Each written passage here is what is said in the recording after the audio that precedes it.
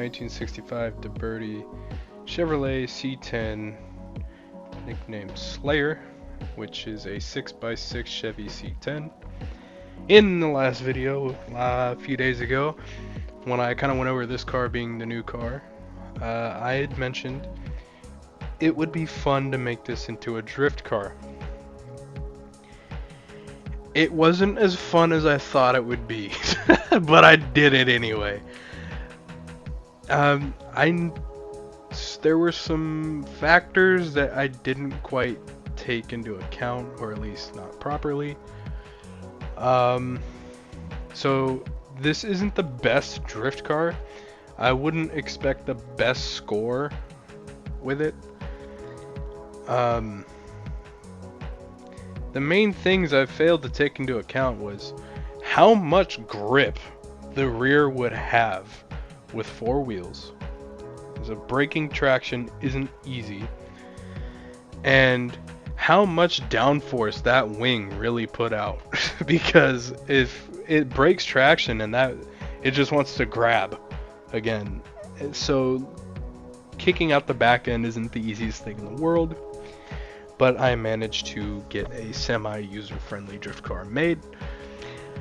As far as like for how I sort of take drift cars into account is I go down the did they change the name of this drift zone? I could have swore it was called something different, but either way, I take this drift zone. If I can manage to score like 750,000 with the car, that's an average drift car. Your average drift car will score about 750,000. The decent ones will get you about like 800 to 850, that sort of range. The good ones will get you like 850 to 900,000 points. And like the really good ones, like the great ones, will get you like 950,000 and beyond. That's just me because I know what I can do as far as this drift zone. Maybe you aren't scoring that much, maybe you're scoring more than that. I don't know. But that's just sort of where I scale drift cars. That's kind of the scale that I developed as far as my driving style and the way that I drive in the game. But without further ado, oh yeah, I'm going to take it down, we're going to see how it scores, show you guys what it can do. Then we're going to head over to the festival, and I'll give you guys the build and tune, and set you on your way to have fun. Or a massive migraine. But let's run it.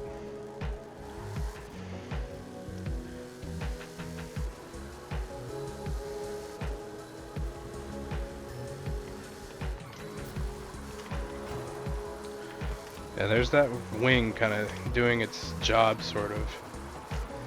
It took me a cool minute to tune this just right to be able to hold sideways angles, because oh man, was it hard to hold sideways angles with the first tune that I had put on here.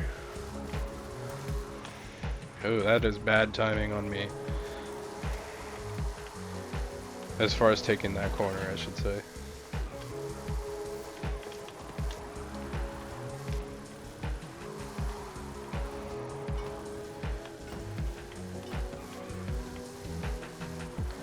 Yeah, honestly, I wouldn't expect an all-star performance out of me, because this car is not the easiest for drifting.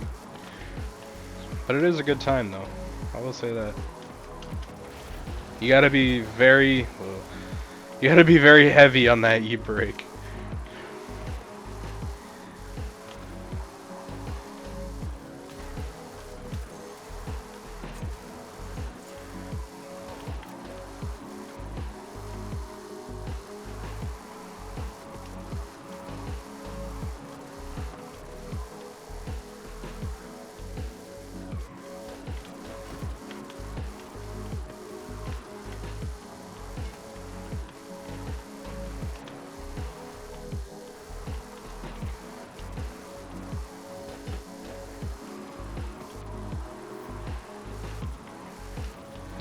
The main thing for being so heavy on the main reason for being so heavy on the handbrake is kind of to stop the rear wing from planting those rear tires. Because if you kind of interrupt let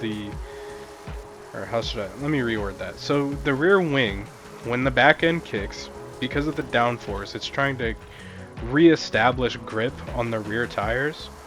And what you're doing by just kind of giving the handbrake a nice little tug is kind of disrupting the grip that it's finding, causing you to lose grip entirely in the back. That's probably a better way of putting that. That's kind of the main reason you got to be so heavy on that handbrake.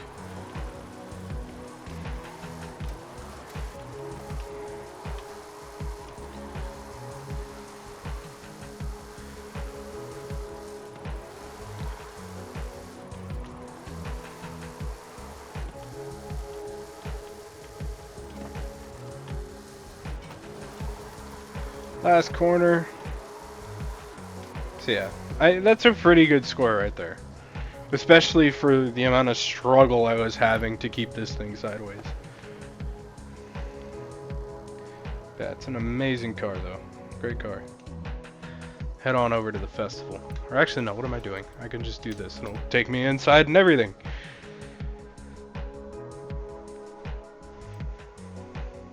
As much as I hate Fords, that Ford is a good looking one. Sorry about the Colin McRae rally car on the loading screen if you missed that.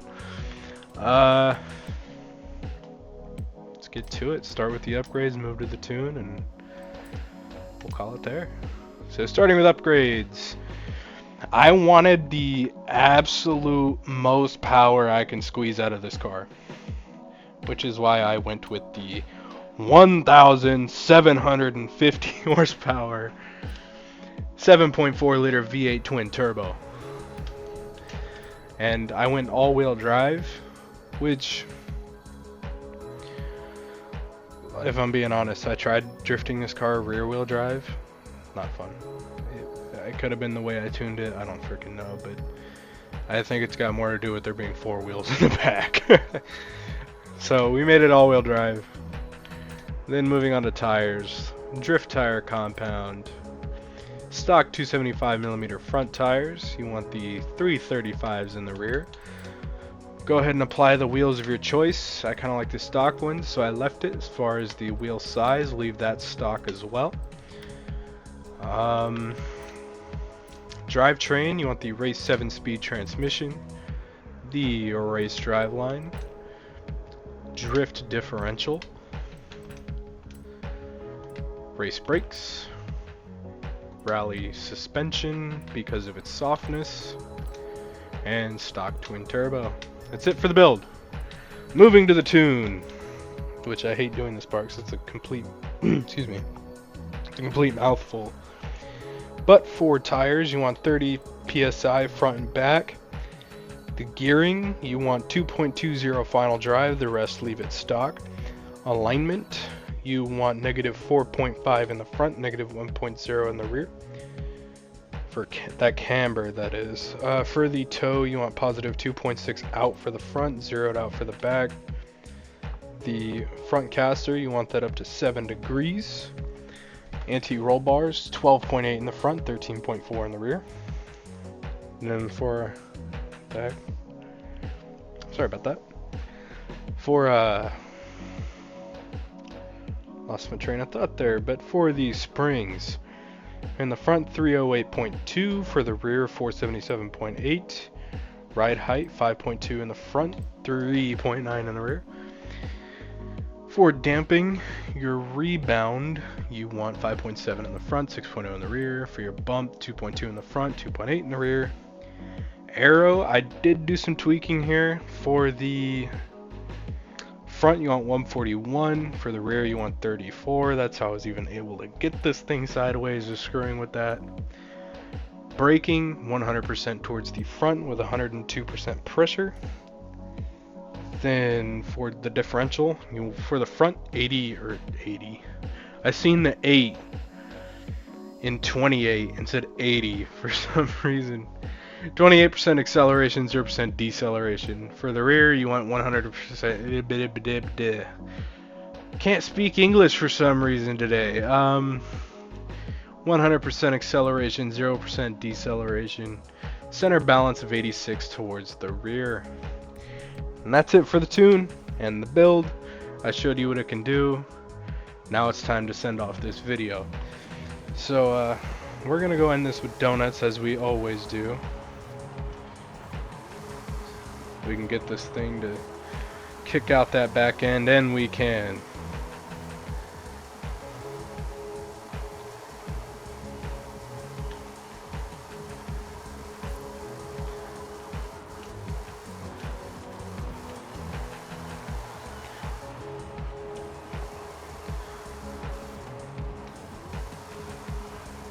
Get it slinging again.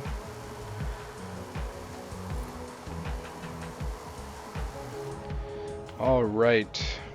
Thank you guys for watching. Hope to see you in the next video. And that is all from me today.